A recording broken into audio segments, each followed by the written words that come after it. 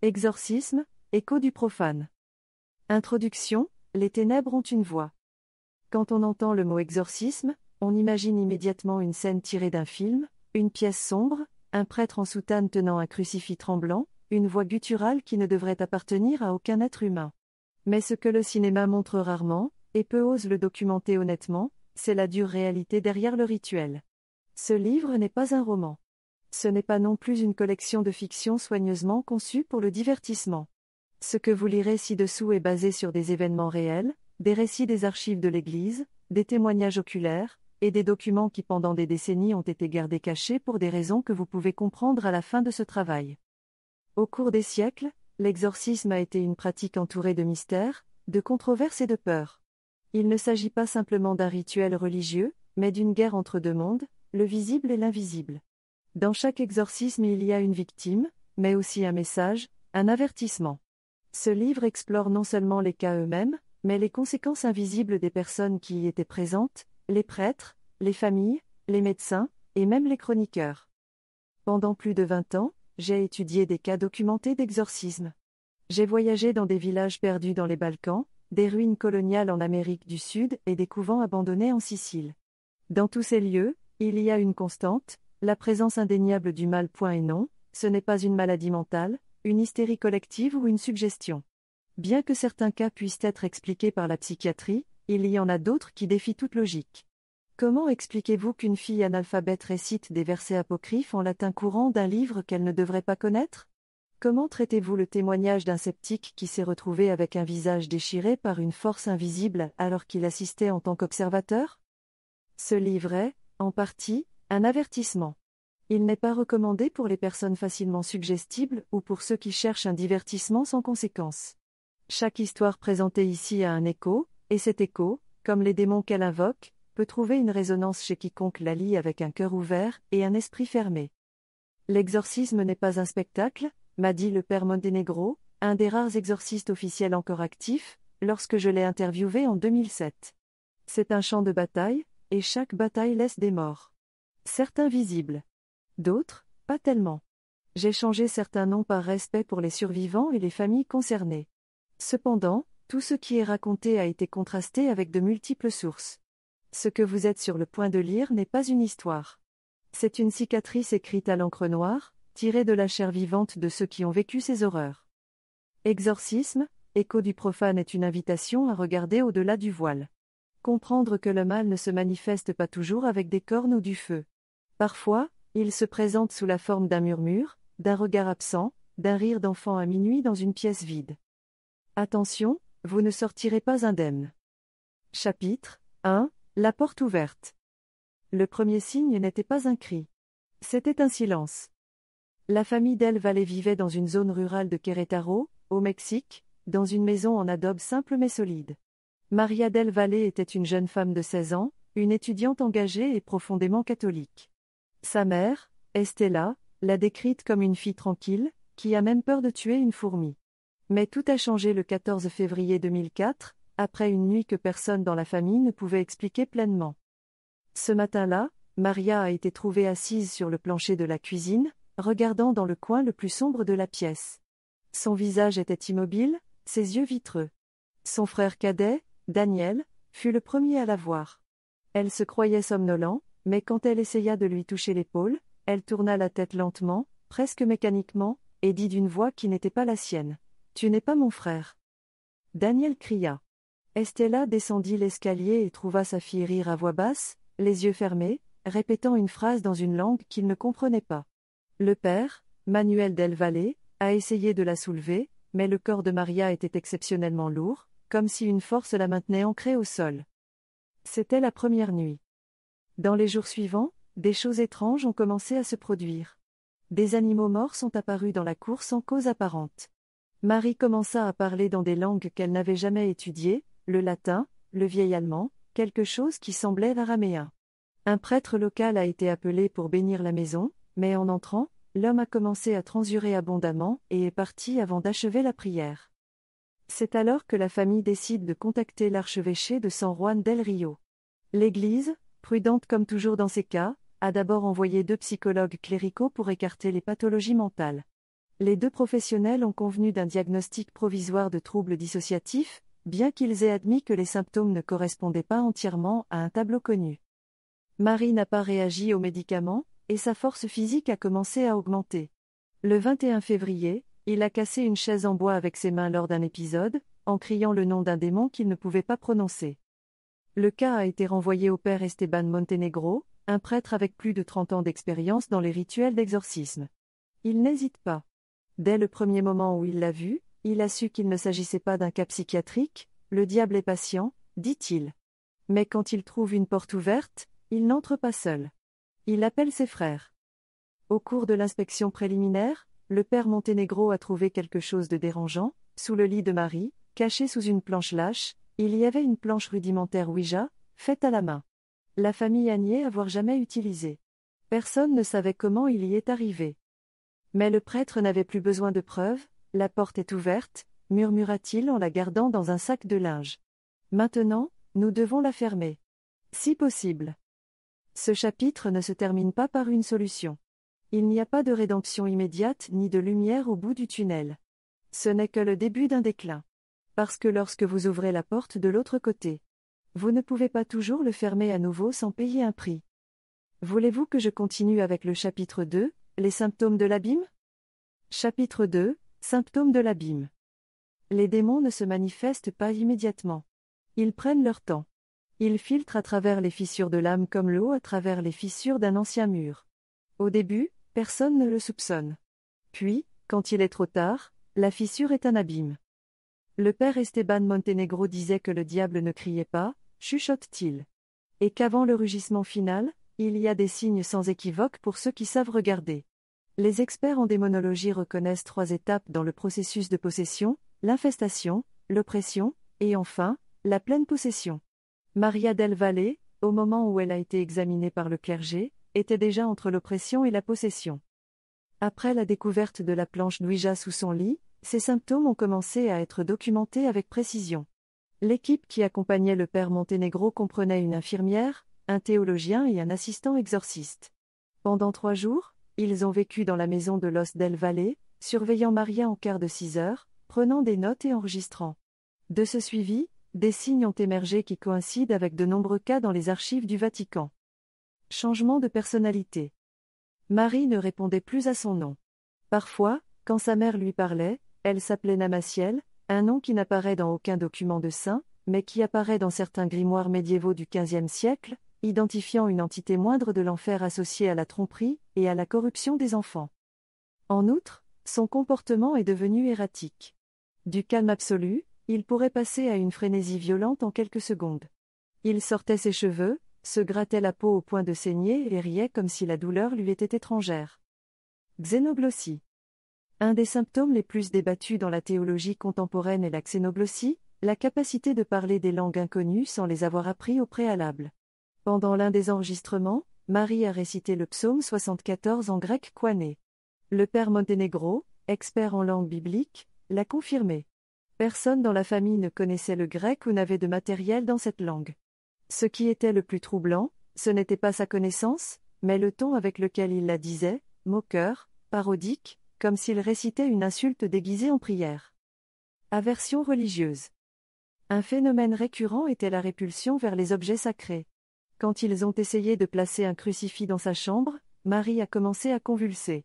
Son corps s'inclina de façon anormale, comme si sa colonne vertébrale se cassait. Quand un prêtre est entré dans sa chambre avec de l'eau bénite, elle s'est évaporée en touchant sa peau, laissant une tache noirâtre qui sentait la rouille et le soufre. Les miroirs de la maison ont également commencé à se briser d'eux-mêmes. Un par un, comme si quelque chose évitait d'être vu à travers eux. Force surhumaine. Pendant une nuit d'observation, l'infirmière, qui avait servi dans les urgences psychiatriques pendant 15 ans, a essayé de tenir Marie avec l'aide du théologien quand elle a commencé à crier. Maria, qui pesait environ 45 kilos, les a poussés tous les deux avec une force qui les a jetés contre le mur opposé. La scène a été enregistrée sur vidéo. Il n'y avait aucune explication médicale ou physique au phénomène. Odeurs et phénomènes environnementaux. L'atmosphère de la maison a commencé à changer. Il y avait une odeur constante de viande pourrie. Les températures ont fluctué énormément sans raison apparente, de la chaleur étouffante au froid glacial en quelques secondes. Les ampoules ont explosé. Les animaux du quartier, en particulier les chiens et les chats, ont cessé de s'approcher du refuge. Un des voisins les plus proches a affirmé avoir vu Maria sur le toit à 3h33. Debout sous la pluie, se parlant. Quand ils ont demandé à la famille, ils ont dit qu'elle avait été enfermée dans sa chambre toute la nuit. La voix multiple. Peut-être l'un des éléments les plus troublants était ce que les exorcistes appellent la polyphonie d'enfer, des moments où le possédé semble parler de plusieurs voix en même temps. Dans une séance enregistrée, pendant que le père Montenegro priait le Salve Regina, Marie a répondu avec un rire qui ne semblait pas humain. Grâce au spectrogramme audio, au moins 3 motifs vocaux distincts, mâle, bas et chevauchement, ont été identifiés simultanément émergeant de sa gorge. Le père Montenegro n'a pas été impressionné. Il faisait face à ces manifestations depuis des décennies.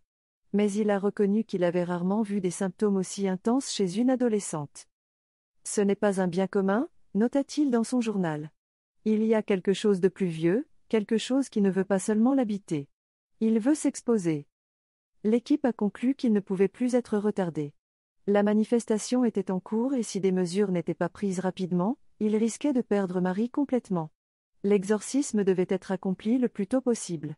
Cependant, les règles du rituel romain exigent une autorisation explicite de l'évêque. Pendant que le permis était en cours de traitement, le mal a continué à croître en elle.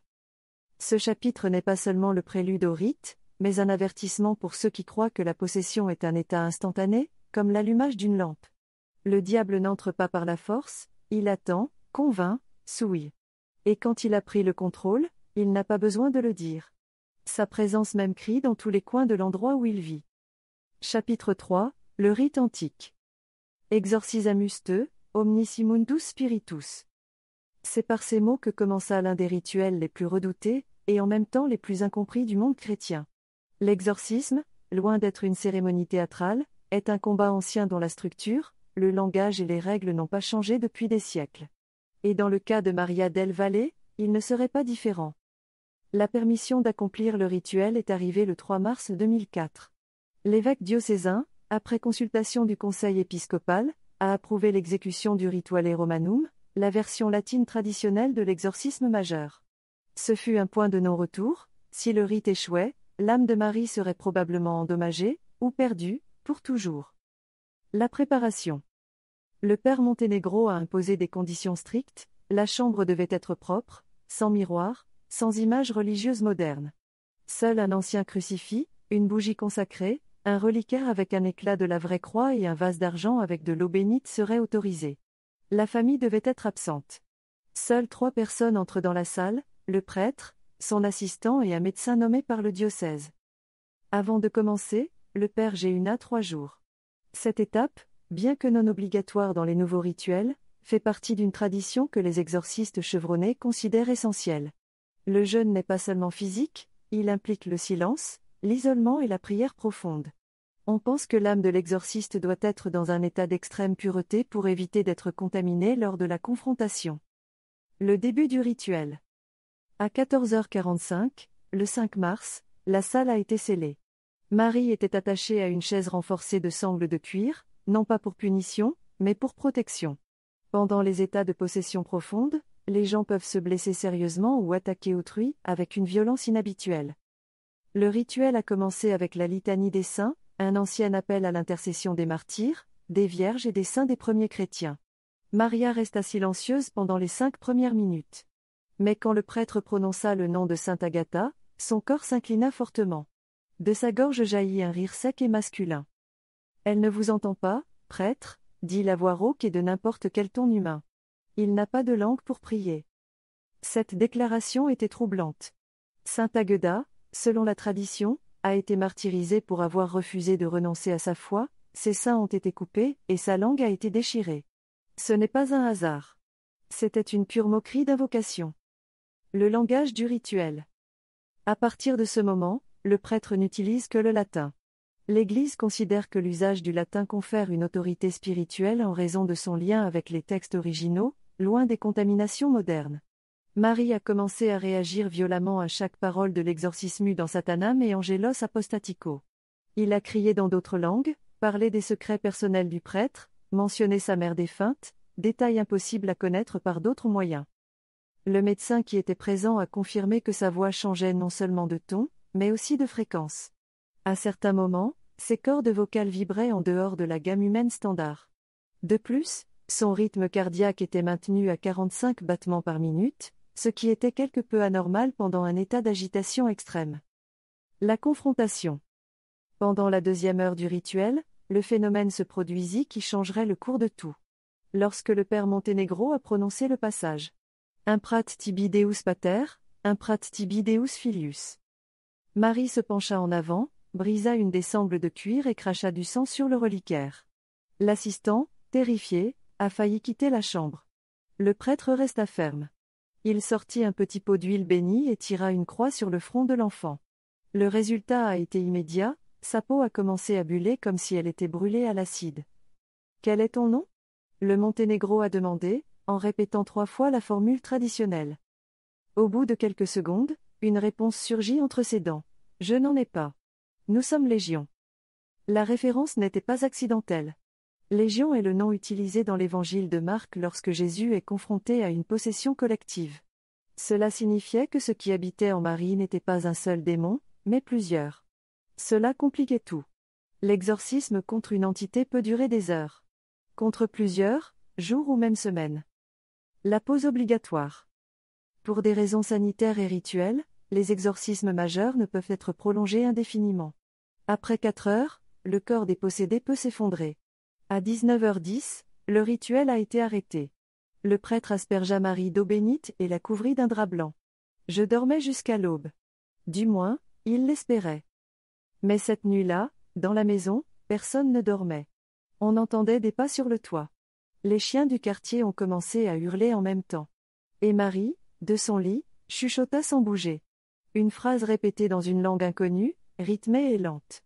Le théologien qui accompagnait l'équipe l'a enregistré. En le jouant au ralenti le lendemain, ils ont découvert sa signification. C'était un chant funèbre assyrien. Il invoqua Pazuzu, un démon de peste et de destruction. Chapitre 4 – L'infestation silencieuse. Le diable entre rarement en éclats. Elle vient comme de la moisissure, elle adhère, s'étend et détruit de l'intérieur. Journal du père Esteban Montenegro. Avant que Maria del Valle prononce des paroles en langue morte, avant que son corps secoué au contact de l'eau bénite ou que les ampoules éclatent à son ombre, il y avait des signes. Insidieux, discrets, et donc plus dangereux. Le présent chapitre porte sur l'une des phases les moins comprises du processus de possession, l'infestation. Qu'est-ce qu'une infestation ? Dans la démonologie catholique, et en particulier dans les documents classifiés du Vatican sur les cas d'exorcisme, l'infestation se distingue de la possession. L'infestation est l'entrée progressive de la maladie dans un lieu, un objet ou un environnement. Cela ne signifie pas que la personne est encore dominée par une entité, mais que le diable a commencé à préparer le terrain. C'est comme l'humidité avant le déluge. Au cours de l'enquête, le père Montenegro et son équipe ont reconstitué une chronologie des événements antérieurs à l'effondrement spirituel de Marie. La plupart d'entre elles peuvent sembler, à l'œil séculaire, de simples coïncidences ou des problèmes domestiques. Mais analysées ensemble, sous la loupe théologique et rituelle, elles forment un modèle reconnu par les exorcistes du monde entier. Changement dans l'environnement. Le premier indice était olfactif. 3 semaines avant que Maria ne soit diagnostiquée avec la possession, la famille a commencé à remarquer une puanteur persistante de viande pourriture dans sa chambre. Ils ont bien nettoyé la pièce, changé les draps, fumigé. L'odeur est revenue. Selon le démonologue français le père Jacques Rosset, le démon se manifeste d'abord par le sens le plus primitif, l'odorat. Parce que c'est celui qui est le plus lié à l'instinct de survie. Peu après, la panne électrique a commencé. Les lumières clignotaient à 3h a.m., la soi-disant minute du diable, se référant à l'heure opposée à la mort du Christ. La télévision continuait d'elle-même. Les caméras de sécurité étaient éteintes la nuit, mais lors de la revue des enregistrements, des distorsions subsistaient, des formes sombres qui traversaient le cadre, des ombres sans origine. L'horloge dans le couloir toujours marquait 3h33 a. Monsieur même lorsque les piles ont été changées. Attaque sur les animaux. Une autre caractéristique constante des infestations est la réaction des animaux. La famille Del Valle avait un chien bâtard, Toby, qui dormait aux pieds de Maria depuis des années. Soudain, l'animal a refusé d'entrer dans la pièce. Il grogne devant la porte, urine et hurle comme s'il voyait quelque chose d'invisible. 2 semaines plus tard, Toby disparut. Ils l'ont trouvé dans le jardin, mort, sans blessure visible, mais la langue dehors, et les yeux grands ouverts. Les experts consultés par l'équipe du père Montenegro, en particulier un frère bénédictin qui a travaillé en Afrique de l'Ouest, ont souligné que les entités démoniaques, avant de se concentrer sur une victime humaine, altèrent les êtres les plus sensibles au spirituel, les animaux. La table Ouija. L'objet qui a ouvert la porte était une planche Ouija faite à la main, que Maria et 2 amis ont fait après avoir regardé un tutoriel sur Internet. Selon la confession de l'un d'entre eux, le jeu a commencé comme une blague, mais dans une des séances, l'aiguille de planchette a orthographié le mot Pazuzu et a bougé violemment, frappant le bord jusqu'à ce qu'il ébrèche. Le lendemain, une des filles impliquées souffrait de paralysie du sommeil avec hallucination. Un autre a subi un accident domestique inexpliqué. Seule Marie paraissait indemne. Tout d'abord, les chercheurs ont trouvé la table sous son lit, enveloppée dans un drap noir. Au revers, quelqu'un avait dessiné un symbole qui ne correspondait à aucun sceau angélique ou furtif connu. Plus tard, les experts du Vatican l'associeront à un symbole trouvé dans les grottes de Hatra, dans l'Irak actuel, un sceau babylonien de protection. Utilisé à l'envers. Bruit et présence. Pendant l'infestation, les membres de la famille ont commencé à entendre des pas, des murmures et des coups sur les murs, toujours après 3 heures du matin. Les caméras ont capturé des objets se déplaçant d'eux-mêmes. Le père de Marie a été battu par une force invisible alors qu'il dormait. La mère a commencé à rêver d'une figure cagoule qui lui a dit « Ta fille n'est plus la tienne ». Un des points les plus importants de la théorie de l'infestation est qu'elle n'est pas toujours limitée aux possédés. L'environnement est également pollué. La maison entière commence à fonctionner comme un nid spirituel. Et s'il n'est pas détecté à temps, ce nid peut devenir l'enfer lui-même. Erreur humaine. La famille, comme beaucoup d'autres, a cherché de l'aide d'abord avec des médecins, puis avec des thérapeutes et enfin avec un médium qui a effectué un nettoyage énergétique dans la maison. Cela a tout empiré. Le rituel qu'elle a exécuté, mal structuré et sans fondement religieux légitime, a provoqué une manifestation directe. Selon les documents, Maria a subi une crise dans laquelle elle a parlé d'une voix masculine pendant 9 minutes et a décrit avec précision un avortement caché de sa tante, qui était morte 10 ans plus tôt. Le médium a fui l'endroit. Et l'infestation cessa alors la place à l'oppression. Le processus d'infestation est comme un virus invisible qui infecte l'âme de la maison, avant de se fixer sur un corps. Souvent ignorée ou mal comprise, c'est l'étape la plus critique du phénomène de possession. Parce que s'il est pris tôt, il peut s'arrêter. Mais lorsque sous-estimé, ce qui suit est l'obscurité la plus pure. Chapitre 5 – Les langues de l'enfer. Le diable n'entre pas seulement dans le corps. Il entre dans la langue. Il contamine le mot, le renverse, le déforme au-delà de toute reconnaissance. Mons. Corrado Balducci, théologien et exorciste du Vatican. Parmi les signes que l'Église catholique a définis comme des manifestations sans équivoque de possession démoniaque, il en est un qui défie toute explication médicale ou psychologique, la capacité de parler des langues inconnues sans les avoir apprises, un phénomène appelé xénoglossie. Dans le cas de Maria del Valle, ce phénomène ne s'est pas seulement manifesté. Elle devint l'axe de la manifestation. La première démonstration. La première fois que Marie parlait dans une langue qu'elle ne connaissait pas, c'est au petit matin que sa mère la trouva assise sur le sol de sa chambre, écrivant frénétiquement sur les murs avec son propre sang. Quand elle a été arrêtée, elle a balbutié une série de mots qui, en principe, n'avaient pas de sens. Un prêtre local, sans expérience des exorcismes, a été convoqué aux urgences. Il a enregistré la scène avec son téléphone portable et a envoyé l'audio à l'archevêché. L'enregistrement a été examiné par un professeur de philologie sémitique à l'université pontificale de Salamanque. Son opinion était claire, Marie prononçait des fragments d'une litanie akkadienne, dialecte de l'empire assyrien babylonien disparu, il y a plus de 2500 ans. Les phrases prononcées étaient des supplications inversées, des versions déformées de prières adressées au dieu Marduk, mais transformées en blasphème. Une en particulier a été répétée avec insistance. Ishu tu anano yelu itu. Du fond, je rends ce qui m'a été arraché. Selon le savant, la construction grammaticale était archaïque, mais valide. Changement dans la structure vocale. Les spécialistes ont remarqué que, lors de ces vocalisations, la voix de Marie a changé radicalement. Sa tonalité a baissé de plus de 2 octaves, ce qui, selon les phoniatres et les médecins, n'est pas physiologiquement possible sans distorsion mécanique.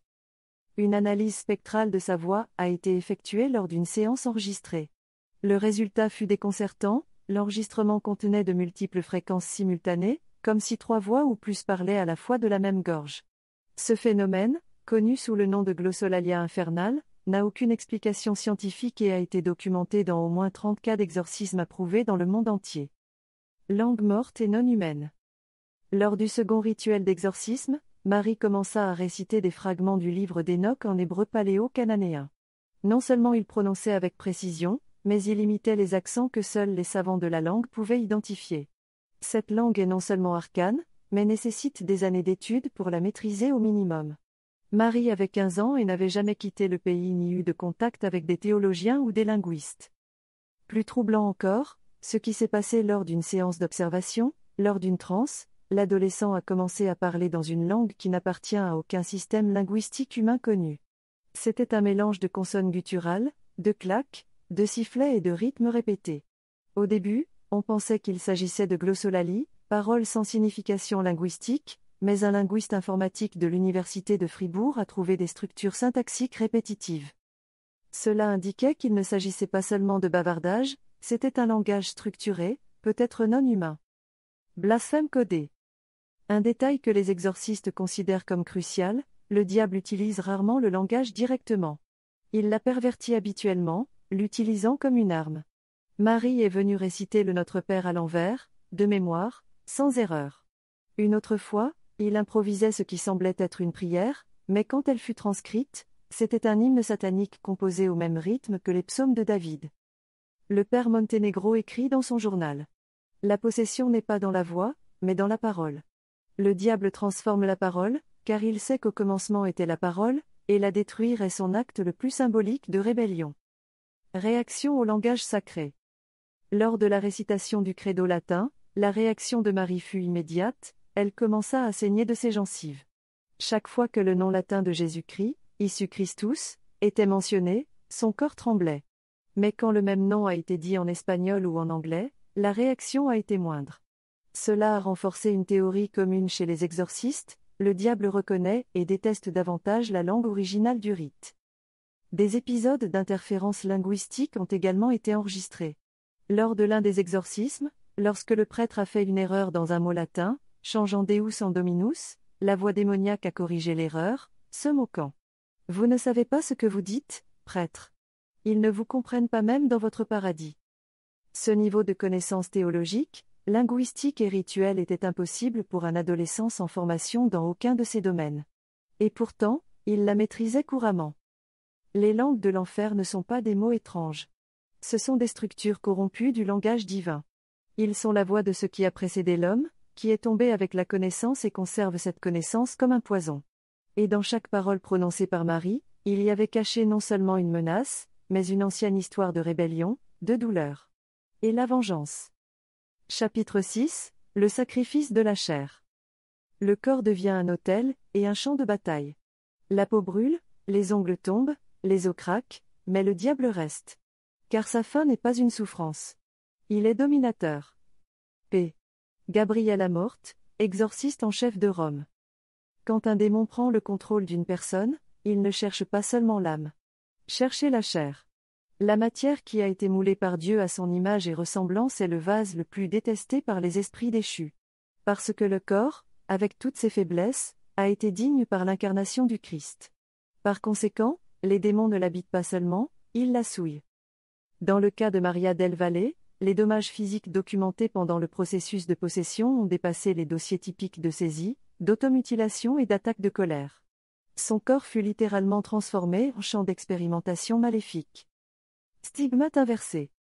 Une des premières manifestations physiques documentées sur Marie était des blessures spontanées dans des zones spécifiques du corps. Les premières apparurent sur ses poignets et ses pieds, des marques ovales, symétriques, comme des plaies ouvertes qui ne guérissaient pas. Cependant, contrairement aux stigmates reconnus par l'Église, comme ceux de saint Pie de Pietrelcina, ces blessures émanaient d'une odeur de soufre, et non de fleurs ou de sang frais. Le docteur Luis Castinera, médecin examinateur qui faisait partie de l'équipe d'observation, a témoigné sous serment que les blessures ne correspondaient à aucun modèle d'automutilation ou de maladie dermatologique connue. Malgré l'application d'antibiotiques et de pommades, les plaies venaient tous les soirs, exactement au même endroit, comme si elles étaient réimprimées. L'Église a appelé ce phénomène la contre-stigmatisation, une moquerie satanique des blessures du Christ, imposée non comme un symbole de rédemption, mais de corruption. Autodestruction compulsive. Pendant la phase la plus critique du processus, Maria a commencé à souffrir des épisodes d'automutilation violente, même sous sédation. Il a gratté des fragments de peau. Des touffes de poils aux racines intactes ont été arrachées. Il s'est mordu les lèvres et le bout des doigts jusqu'à ce qu'il laisse l'os exposé.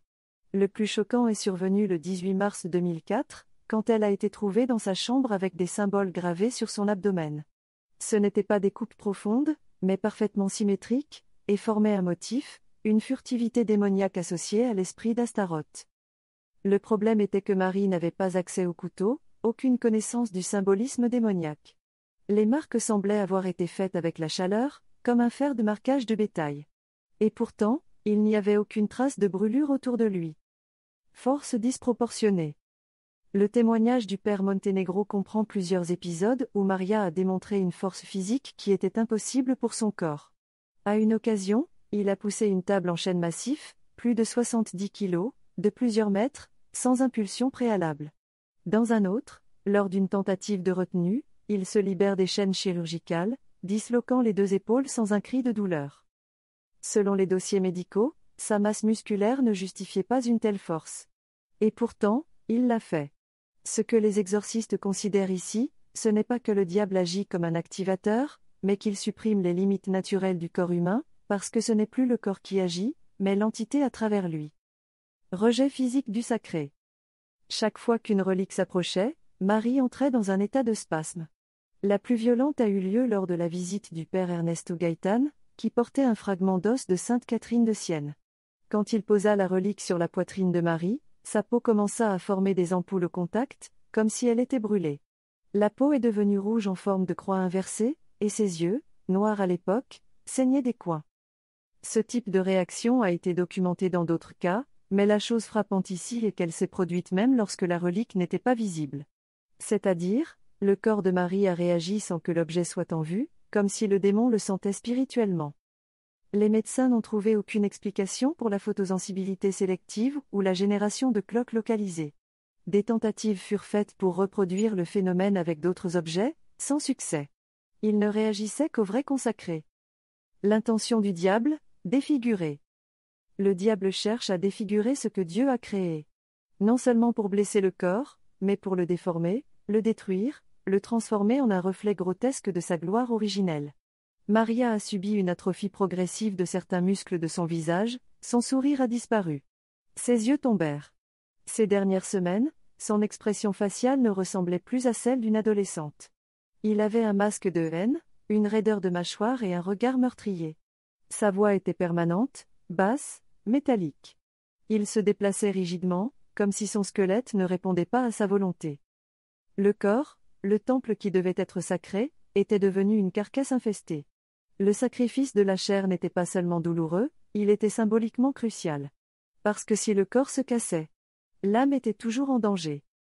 L'exorciste l'a bien compris, tant que le corps résistait, il y avait de l'espoir. Car si le diable pouvait aussi détruire le réceptacle, alors il n'y aurait plus d'âme à libérer. Il n'y aurait qu'une coquille vide, une statue vivante possédée par quelque chose qui n'a jamais voulu être humain. Chapitre 7, le jeûne des anges déchus. Là où le diable entre, la vie s'enfuit. Nourriture, eau, air. Rien ne nourrit un corps quand l'âme est occupée. Mons. André François, exorciste du diocèse de Lyon. Un des signes récurrents dans les cas les plus extrêmes de possession démoniaque est le rejet absolu de la nourriture. Non par la volonté humaine, ni par la maladie du corps, mais par l'aversion spirituelle. Le démon qui habite un corps n'a pas besoin de nourriture, et le rejette souvent comme symbole de ce qu'il ne peut avoir, la vie. Dans le cas de Maria del Valle, le rejet de la nourriture était progressif, mais implacable. Au cours de 53 jours, son corps a été transformé en quelque chose qui respirait. Mais ne vivait pas. Renonciation involontaire. Les premiers signes de ce que les médecins ont appelé l'anorexie induite par la dissociation spirituelle ont commencé légèrement. Marie a rejeté les aliments courants, affirmant qu'ils avaient un goût de terre humide ou de viande pourrie, même quand on leur offrait des fruits frais ou de l'eau. Au début, il pensait que c'était une réaction nerveuse. Mais bientôt le phénomène devint systématique, tout ce qui entrait dans sa bouche était vomi ou craché violemment, accompagné de grognements ou de phrases en langue inconnue. Dans l'un des premiers rapports cliniques, il est détaillé comment, en essayant de lui donner une petite hôte non consacrée, Marie a senti une suffocation immédiate et a vomi du sang. L'hôte n'avait pas encore touché sa langue. Il suffisait de s'approcher d'elle. Avec le temps, même l'odeur de la nourriture a provoqué des réactions violentes, telles que des convulsions ou des profanations verbales. Une fois, lors d'une tentative d'alimentation par voie intraveineuse, son corps est entré dans un état de paralysie catatonique pendant 17 minutes. Arrivé à lui-même, il murmura en latin, « Le pain est pour les vivants. Je ne suis pas de son peuple. » Le corps en grève. En 2 semaines, Maria a perdu plus de 9 kilos. Sa peau a commencé à montrer des signes de déshydratation extrême, fissures, ongles cassés, perte de cheveux. Mais ce qui est plus inquiétant, c'est que ces signes vitaux sont restés stables, contre toute logique médicale. L'équipe de nutrition clinique de l'hôpital San Rafael a averti qu'un organisme dans cet état aurait dû s'effondrer. Il n'y avait pas assez de glucose circulant pour la garder consciente. Il n'y avait pas de réserve musculaire ou lipidiques actives. Et pourtant, elle parlait, marchait, criait, comme si une force étrangère la tenait de l'intérieur. Cette alimentation spirituelle n'était pas métaphorique. Les exorcistes croient que le diable est nourri par la souffrance, la peur, le blasphème, et donc n'a pas besoin des éléments biologiques de la vie. Le corps est soutenu par lui, mais pas pour vivre. Mais être véhicule de manifestation. Jeûner comme punition.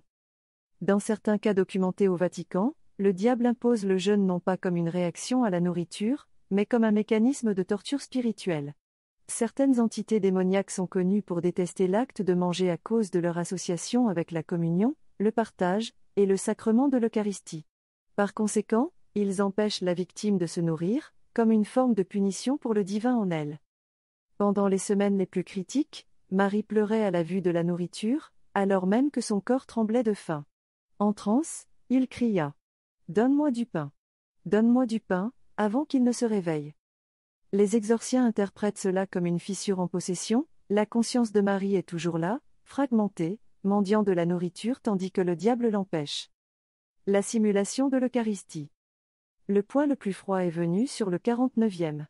Marie, en transe, demanda du pain et du vin. L'équipe a cru qu'il s'agissait d'un plaidoyer légitime. Le père Montenegro, dans un acte d'espérance, a préparé une petite communion non consacrée, symbolisant l'ouverture à la grâce. Marie l'accepta avec une dévotion feinte. Mais comme il l'avalait, il sourit, et dit d'une voix profonde. Maintenant, il est à l'intérieur aussi. Le symbolisme de cet acte est terrifiant, le diable imite le sacrement le plus sacré, parodique la communion, profanant le symbole du corps et du sang du Christ pour se moquer des personnes présentes. À partir de ce moment, il ne demanda plus de nourriture. Pas d'eau. Rien. Implication spirituelle. Le jeûne démoniaque non seulement affaiblit le corps, mais isole l'âme. La faim prolongée modifie le jugement, confond les sens, et en cas de possession, elle épuise les liens qui unissent l'esprit au monde physique. C'est un processus de dissociation, où la victime perd la notion de réalité et se rend, lentement mais inévitablement, à la volonté envahissante. Le père Montenegro écrit dans son journal. Le jeûne dont il souffre n'est pas volontaire. Mais il est total. Son corps se flétrit comme une fleur sans lumière, et à sa place, quelque chose d'autre croît. Quelque chose qui ne devrait pas être ici. Marie a cessé de manger pendant 53 jours. Son corps aurait dû s'effondrer le 30. Et pourtant sa voix restait ferme. Son regard, défiant. Et son corps, utile.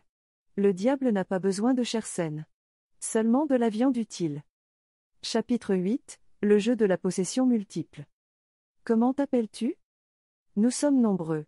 Nous sommes légion. Évangile de Marc 5 2.9. Une possession démoniaque est, en soi, une expérience limitante. Mais quand ce n'est pas un seul démon, mais une légion d'entités envahissant un corps, la terreur grimpe à des niveaux impensibles. Le contrôle n'est pas linéaire. Il n'y a pas une seule conscience maléfique. Ce qui se passe est une sorte de tour infernale, où les démons rivalisent, se relaient, s'affrontent, et parfois coopèrent pour un objectif commun, la destruction totale de l'âme. Dans le cas de Maria del Valle, des signes de possession multiple ont commencé à apparaître après le 30. Jusqu'alors, tous les symptômes et phénomènes semblaient avoir une seule source, une voix, un schéma de comportement, un ensemble de manifestations. Mais alors, les voix ont changé. Changements vocaux impossibles. Au cours d'une session d'exorcisme tenue le 4 avril 2004, le père Montenegro a enregistré le changement le plus alarmant sur ce point. Au milieu des prières, la voix de Marie, déjà grave et déformée, change de ton 3 fois en moins de 5 minutes. La première voix était gutturale et moqueuse. La seconde, féminine, sèche et mélodieuse, avec un accent français. Le troisième, enfantin, aigu et profondément offensant. Le plus troublant était que les 3 voix semblaient se parler. Pas aux personnes présentes. Entre eux. Comme si le corps était maintenant une salle de discussion démoniaque. L'audio a été envoyé à des experts en analyse vocale. Le résultat était catégorique, il y avait 3 modèles phonologiques différents, non attribuables à une seule personne. Différentes positions glottiques, différentes modulations respiratoires, et dans un cas, une fréquence vocale impossible à atteindre sans entraînement extrême ou manipulation numérique. Mais il n'y avait pas de micro, pas de haut-parleur. Juste le corps d'une adolescente dans la chambre. Glossolalie et xénoglossia simultanée. La possession multiple s'est également manifestée dans le phénomène de la glossolalie, parler en langue sans signification, et de la xénoglossia, parler des langues réelles inconnues au sujet. Au cours de la même séance, Maria a été enregistrée prenant la parole à latin ecclésiastique, sans erreur grammaticale. L'araméen, connu de quelques linguistes seulement. Ancien allemand, haut allemand. Et une forme de rituel nahuatl, utilisé dans les sacrifices précolombiens. Le plus frappant n'était pas qu'il parlait ces langues, mais qu'il les entrecoupait en phrases complexes, comme si des voix différentes contestaient l'attention et le contrôle linguistique. À un moment précis, il a dit une prière en 3 langues différentes. En un seul souffle. Identité différenciée. Au cours des séances, les exorcistes ont tenté d'identifier les entités. Utilisant l'ancien rituel romain, ils demandèrent directement « Qui est ici ?» Ce qui suivit fut l'une des transcriptions les plus troublantes du processus. « Je suis Bélial. Et je suis ta langue. Et moi son couteau. Et j'ai faim qui ne dort pas. » 4 phrases. 4 voix. 4 identités. Pas d'égal. Le père Montenegro a interprété ce moment comme une déclaration claire de possession multiple. Mais le plus alarmant était la hiérarchie implicite, il y avait un démon primaire, un chef, et d'autres qui remplissaient des fonctions spécifiques dans le corps. Comme des soldats sous une seule bannière. Fracture de la volonté. Une des conséquences les plus dangereuses de ce type de possession est la fracturation du moi de la victime. Dans les possessions simples, la personne peut se battre, résister, se cacher dans son esprit. Mais dans les possessions multiples, cette résistance est écrasée par la multiplicité du siège. Maria a commencé à avoir des épisodes d'amnésie complète, où elle ne se souvient pas de jours entiers. À d'autres moments, il écrivait à sa mère des lettres qui semblaient avoir été écrites par une fillette de 5 ans. Puis, quelques heures plus tard, il écrivit en latin en parfaite calligraphie médiévale. Quand les écrits lui furent montrés, il ne les reconnut pas comme les siens. Il a même signé avec différents noms, Clara, Gaal, Agnès, Samaël. Cela suggérait que la dissociation n'était pas seulement spirituelle, mais psychologique. L'âme de Marie était déplacée de son centre, forcée de se diviser, de se cacher des voix intérieures. Théologie de l'hébergement multiple. La démonologie chrétienne considère que les démons ne coopèrent pas facilement. Ils sont, par essence, des êtres de haine et de trahison. Mais dans certains contextes, comme les cultes sataniques, les rituels ratés ou les héritages maudits, ils peuvent entrer dans le même corps si le monde spirituel est suffisamment souillé. Dans le cas de Marie, on soupçonnait une malédiction familiale générationnelle, ainsi que l'utilisation d'une planche Ouija ritualisée avec des symboles sumériens, qui est mentionnée dans une annexe ultérieure. Cela aurait ouvert plusieurs portes à des entités différentes, qui entraient successivement ou simultanément. Le père Montenegro a écrit : « Nous ne combattons plus un démon. Nous combattons une cabale, une petite assemblée de l'enfer. Chacun a un rôle à jouer. Chacun attend son tour. Et tout le monde veut rester. » Conséquences physiques de la possession multiple. Le corps de Maria a commencé à montrer des signes d'effondrement neurologique, tics, mouvements spasmodiques dans des zones non liées, changements localisés de température dans différents membres. En 1 minute, son bras droit pouvait être à 39 degrés C, tandis que son bras gauche chutait à 29 degrés C. Son rythme cardiaque montait et descendait sans schéma, et les scanographies cérébrales montraient une activité inhabituelle dans les deux hémisphères en même temps, dans des zones incompatibles avec des fonctions normales. Cela ne pouvait pas être expliqué par la neurologie connue. La terreur finale. La possession multiple ne s'arrête pas quand l'un des démons part, car l'exorcisme doit nommer et expulser chacun. Un par un. Comment désaltérer un esprit fragmenté par l'invisible? Certains se cachent. D'autres prétendent avoir été exorcisés. Certains dorment. Et si vous restez? Tout peut recommencer. Le père Monténégro le savait bien. C'est ainsi qu'il écrit dans son journal. Nous devons trouver le dernier. Parce que si on reste, ils reviendront tous. Chapitre 9, le langage de l'abîme. Toutes les langues n'ont pas été faites pour être parlées. Certains ont été créés pour ouvrir des portes qui n'auraient jamais dû exister.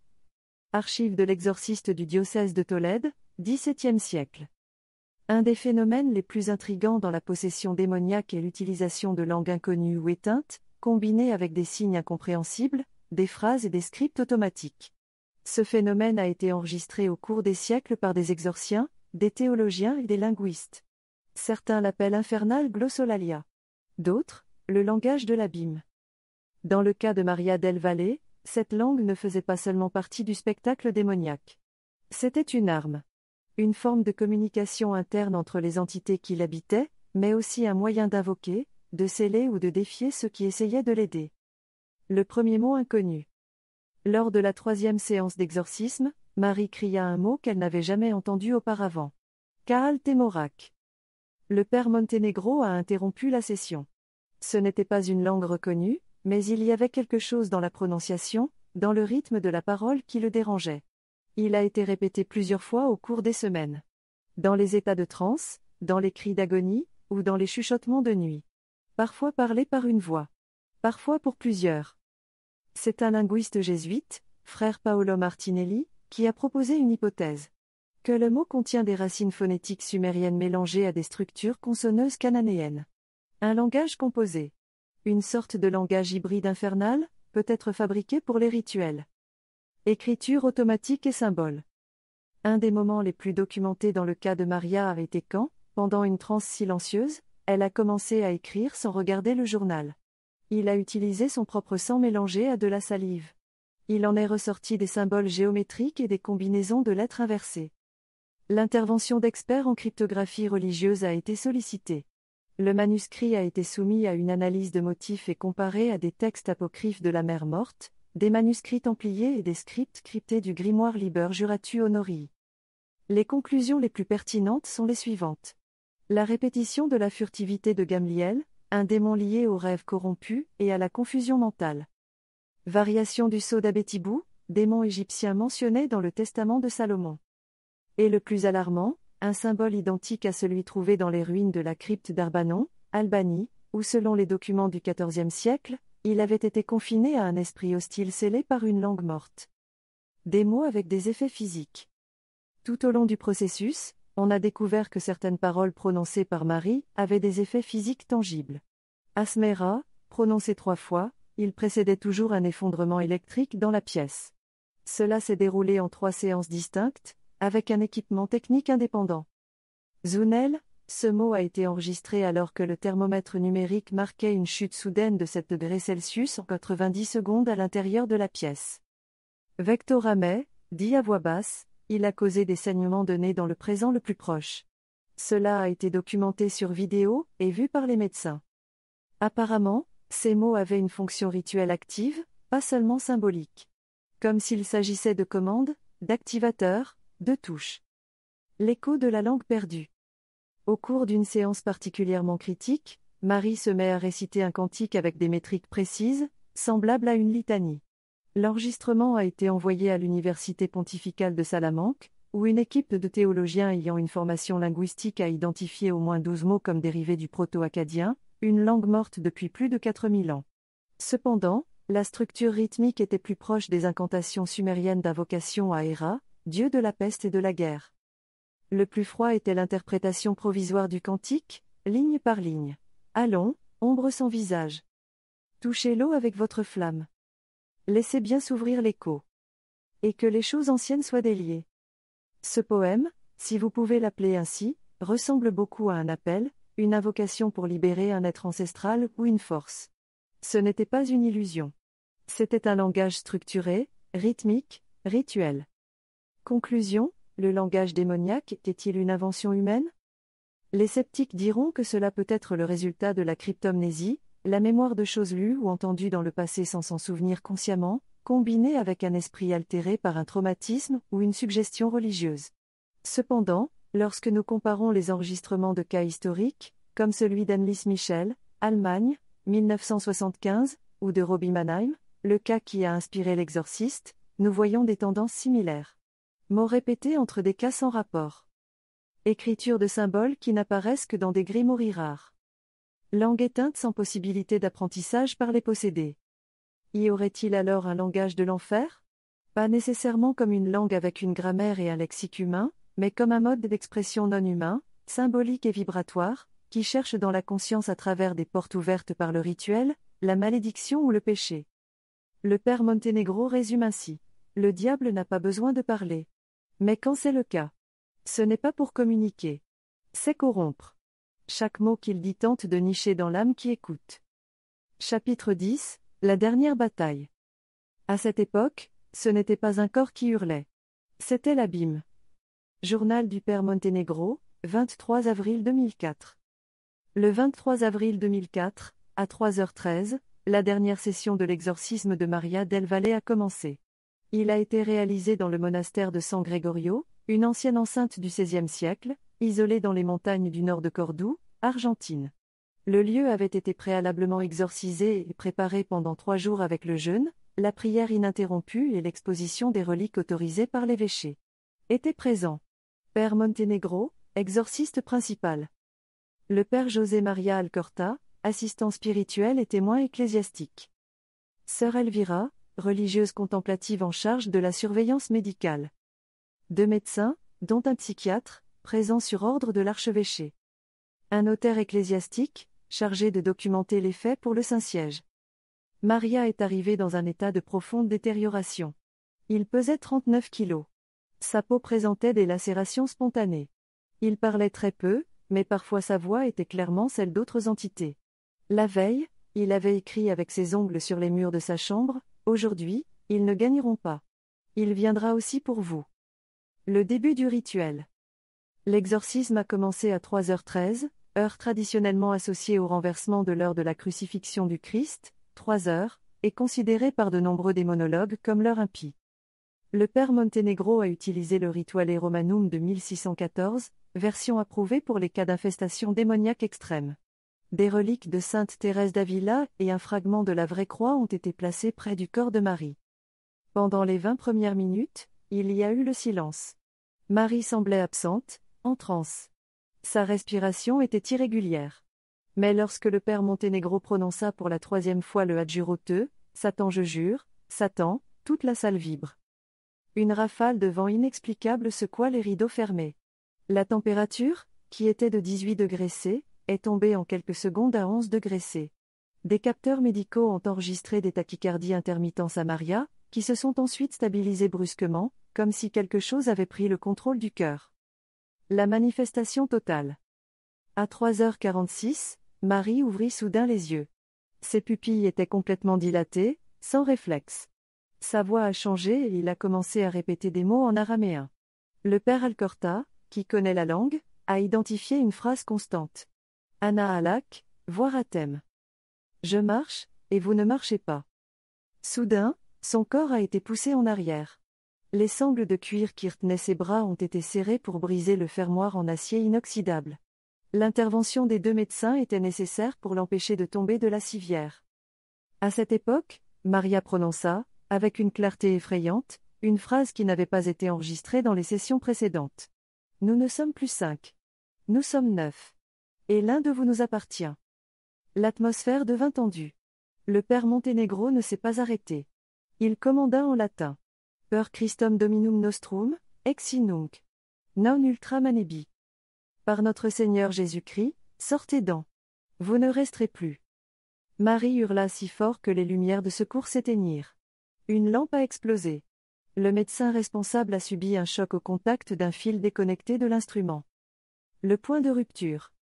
À 4h07, la température a de nouveau chuté. Maria a commencé à léviter à environ 20 cm au-dessus du matelas, tandis que ses membres se tordaient dans des positions non humaines. Les médecins ont confirmé que leurs vertèbres ont fléchi au-delà du seuil anatomique sans causer de lésions permanentes. C'est à ce moment que Marie parle d'une voix basse, lente et masculine. Il a dit : « Je suis la faim qui dévore l'Éternel. On m'a invoqué. Elle nous a offert sa douleur. Et vous, votre défaite. » Le père Monténégro prit la relique de la vraie croix et la pressa contre la poitrine de la jeune femme. Un cri assourdissant secoua les murs du monastère. La peinture sur les cadres a craqué. Sœur Elvira a commencé à saigner de son nez. Toutes les horloges de la salle se sont arrêtées à 4h13. Alors l'inattendu se produisit, Marie parla de sa propre voix. « Aidez-moi. Il brûle mes pensées. » C'était un faible murmure. Une fissure. Un moment où elle était encore là, consciente. L'exorciste l'appelait par son nom, et elle hocha la tête. À cette époque, le Monténégro a commencé la litanie des saints, en demandant l'intercession de Michel, Gabriel, Raphaël et Saint Benoît. La fermeture de l'abîme. Pendant les 17 minutes suivantes, les voix démoniaques ont tour à tour insulté, craché et prononcé des phrases incompréhensibles.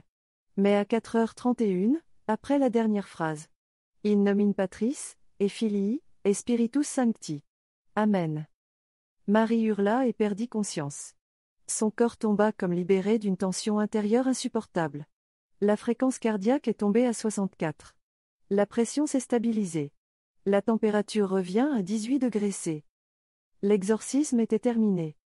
Après la tempête. Marie a dormi 5 jours d'affilée. Quand il s'est réveillé, il ne se souvenait plus de ce qui s'était passé. Elle était lucide, mais avec des signes de stress post-traumatique sévère. Elle a été emmenée dans un couvent pour convalescence et observation psychologique. Il n'a plus jamais eu de symptômes de possession. Le père Monténégro, cependant, mourut 6 mois plus tard d'un anévrisme cérébral fulminant. Dans son journal, il écrit : « Ce n'était pas un cas. C'était une guerre. Et même si nous avons gagné, quelque chose restait ouvert. Tout n'est pas sorti. » L'affaire a été classée par le diocèse de Cordoue en décembre 2004. Mais il est encore étudié comme l'un des rares exorcismes à possession multiple confirmés et phénomènes paranormaux mesurés par des instruments médicaux.